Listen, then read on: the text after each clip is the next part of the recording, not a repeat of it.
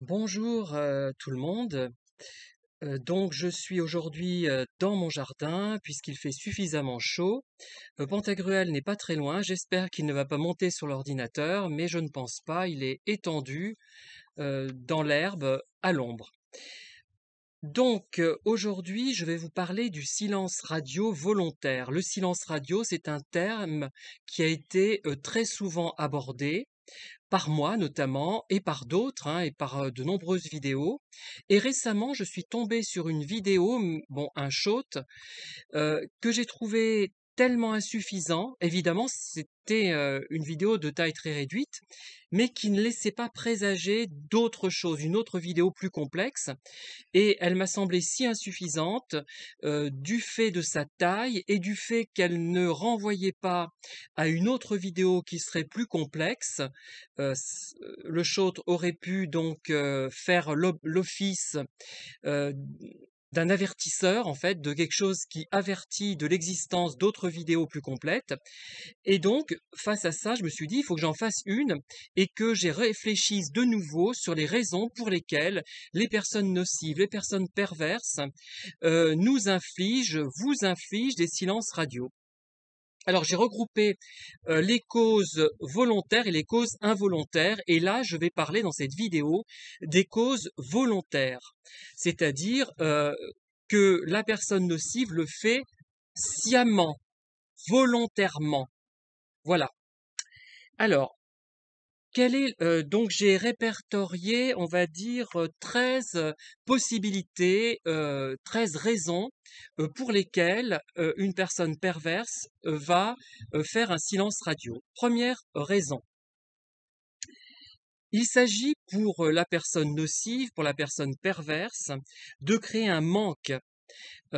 Si vous faites silence radio, si vous ne vous manifestez pas, votre victime va éprouver un manque, manque de la présence de la personne cible, manque donc visuel, physique, intellectuel, si je puis dire, par le biais du téléphone, par le biais de d'internet, des réseaux sociaux, etc. Elle va ressentir un manque de ne pas entendre la personne perverse, de ne pas la voir, de ne pas la lire. Voilà. Première raison toute simple. Voilà. Alors, deuxième raison, c'est comment dire, c'est de vous rendre dépendant. C'est-à-dire que l'alternance de, de moments favorables, de moments où vous rencontrez cette personne et de moments où elle fait silence, va induire une dépendance. Vous allez vouloir retrouver les moments gratifiants où vous étiez en présence de la personne et elle va jouer sur l'alternance des moments où elle est avec vous et des moments où elle n'est pas avec vous, à son choix évidemment, et ça va créer une dépendance ou vous rendre encore plus dépendant. Voilà, c'est une manière de vous attacher parce qu'elle va se dire, ben, peut-être que je l'ai perdu, c'est catastrophique, voilà. Et quand on croit finalement avoir perdu quelqu'un ou quelque chose, quand on va le retrouver ou la retrouver, on va être encore plus attaché à ce quelqu'un ou à cette chose. Voilà, en gros, ce qui se passe. Troisième explication, qui est incluse un petit peu peut-être dans la précédente en partie, elle va vous faire vous interroger. Vous allez vous dire, ben tiens, machin ou machine ne m'écrit plus, ne me téléphone plus, je ne la vois plus. Qu'est-ce qui va se passer? Ben, vous allez vous dire, ben, il ou elle ne m'aime plus. Voilà, vous allez être triste et le but, c'est de vous faire vous interroger. Et quand elle va revenir, vous allez être fou de joie finalement, ou en colère, mais vous allez avoir besoin finalement plus de la personne que si elle avait été toujours présente. Et effectivement, d'ailleurs, moi j'ai connu un pervers qui me disait que si avec moi il avait été comme le sont tous les autres, c'est-à-dire tout le temps présent, tout le temps euh,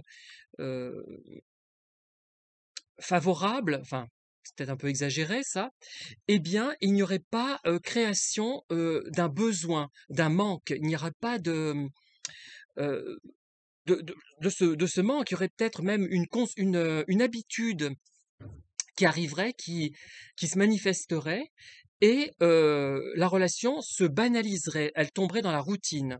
Donc c'est une manière effectivement de ne pas sombrer dans la routine.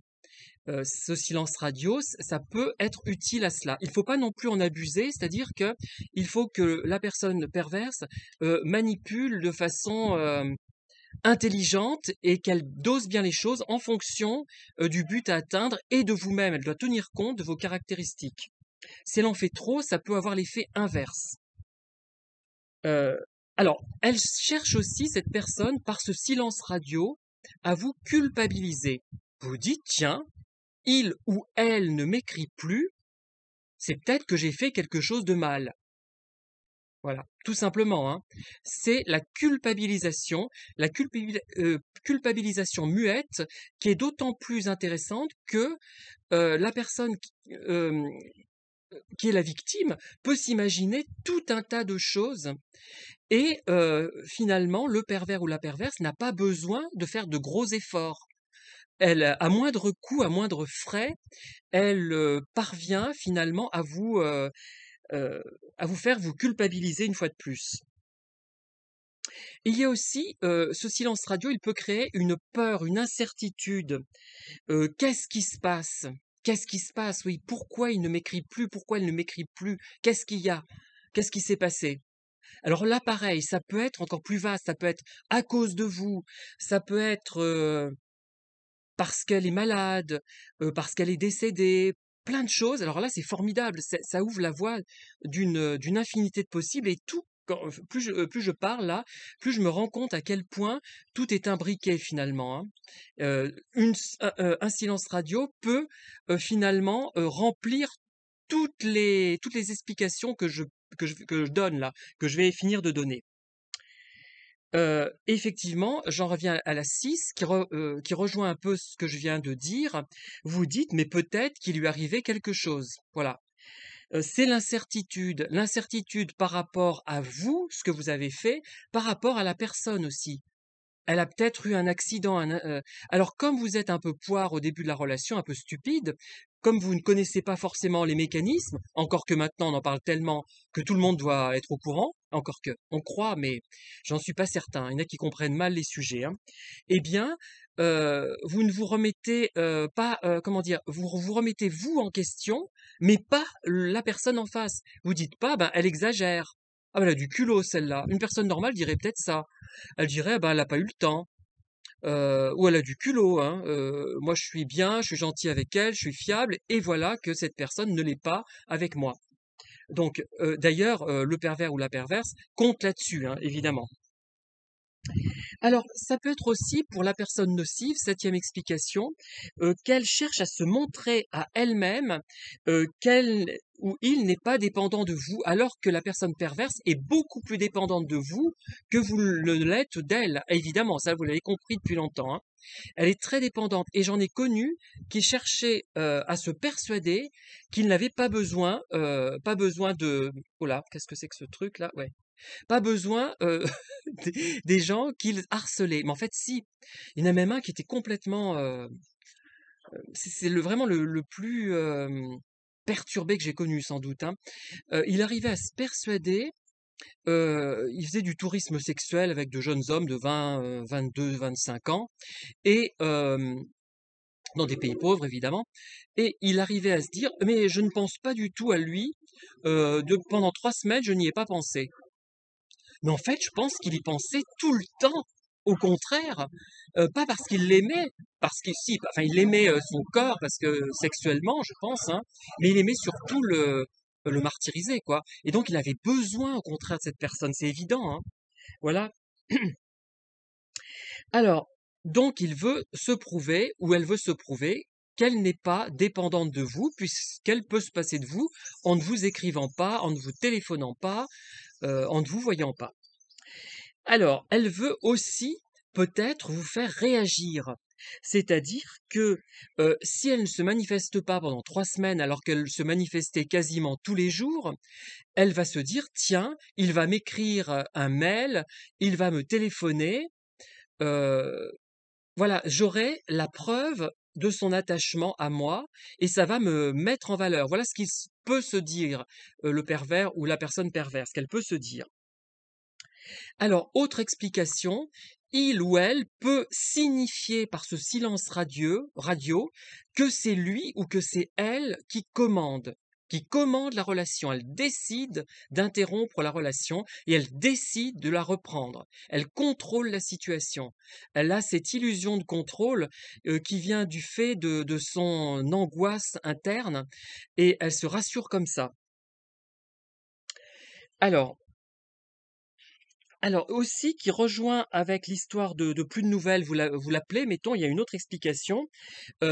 Ça peut non seulement montrer au pervers votre attachement, mais aussi vous pousser à la faute.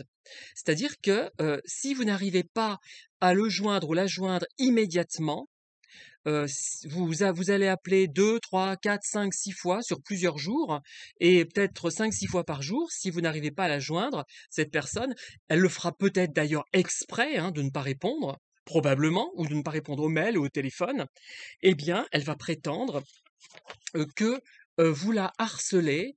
Voilà, c'est vraiment un comportement néfaste. Vous êtes quelqu'un de malveillant, de harcelant, de harceleur même. Voilà. Et autre explication, si vous appelez et qu'elle ne répond pas, donc vous allez réessayer d'appeler, envoyer d'autres mails, faire tout pour essayer d'obtenir une réponse de sa part, elle va prétendre que vous souffrez de troubles mentaux, de troubles psychologiques. Et là, elle peut faire preuve de la plus grande bienveillance apparente, une fausse bienveillance, bien évidemment. Et il y a 2 cas, en fait. Elle peut être carrément désagréable, vous dire vraiment, t'es pas équilibré, ça va pas. D'ailleurs, je m'en étais rendu compte. Ou elle peut vous dire d'un air protecteur et apparemment gentil: «Oh, mon pauvre petit, mon pauvre petite, t'es sûr que tu vas bien? T'as peut-être besoin d'aide, d'appui, tu ne vas pas bien, hein, parce que là, tu m'as quand même harcelé. Heureusement que c'est tombé sur moi, parce qu'avec d'autres, ça ne se serait pas aussi bien passé peut-être, hein». Voilà. Alors, autre explication, la 12e que j'ai trouvée, heu le pervers ou la perverse fait celui ou celle qui est très occupé par des activités importantes, très importantes, et qui n'a pas le temps de vous écrire. Ça le met en valeur, ça la met en valeur, puisqu'il ou elle a des activités importantes. Ce n'est pas n'importe qui, c'est quelqu'un d'intelligent, c'est quelqu'un qui a un rôle dans la société. Voilà. Donc, si ne vous écrit pas, c'est pour vous dire, après, vous dire: «Bah oui, j'ai pas eu le temps parce que j'avais, une conférence importante, je devais rédiger un rapport très important, je devais faire ci ou ça» et cetera. Et voilà, c'est pour se mettre en valeur auprès de vous, à ses yeux aussi, hein. Voilà. Et d'ailleurs, ça peut susciter chez la personne perverse une réponse, une réaction agressive vis-à-vis de vous, qui le dérangeait ou la dérangeait dans une activité importante. Voilà. À cause de vous, ils peuvent même vous reprocher d'avoir raté une réunion ou d'avoir été mal à l'aise au cours d'une réunion à cause de votre harcèlement. Voilà. Et il y a aussi euh, qu'il veut vous montrer qu'il ne pense pas à vous, que vous êtes le cadet de ses soucis. Mais il va pas vous le dire directement. Il peut vous dire: «Mais si, je pense à toi», et sa réponse peut montrer qu'il ne pense justement pas à vous. Ou alors il peut vous dire directement, si vous êtes déjà bien accroché à lui, que, vous n'êtes pas, quelqu'un de premier plan, dans ses préoccupations. Et il va d'ailleurs parfois utiliser une sorte de triangulation et évoquer avec plus ou moins de subtilité une autre personne qui, elle, sait se tenir à sa place, sait se tenir à carreau, a de l'importance parce qu'elle n'appelle pas tout le temps, parce qu'elle ne le harcèle pas tout le temps. Voilà, c'est aussi une excellente méthode, mais il y a tellement de choses à dire qu'on pourrait finalement à l'infini voir les comment dire les causes imbriquées les unes dans les autres. Enfin il y a tout un processus amusant finalement hein, avec ces 13 explications, mais qui en même temps se recoupent et peuvent comment dire, s'associer. Voilà. Voilà, c'est tout ce que je voulais vous dire de façon approximative sur cette question. N'hésitez pas à liker, à diffuser la vidéo. Et en attendant, je vous souhaite une excellente soirée. À très bientôt.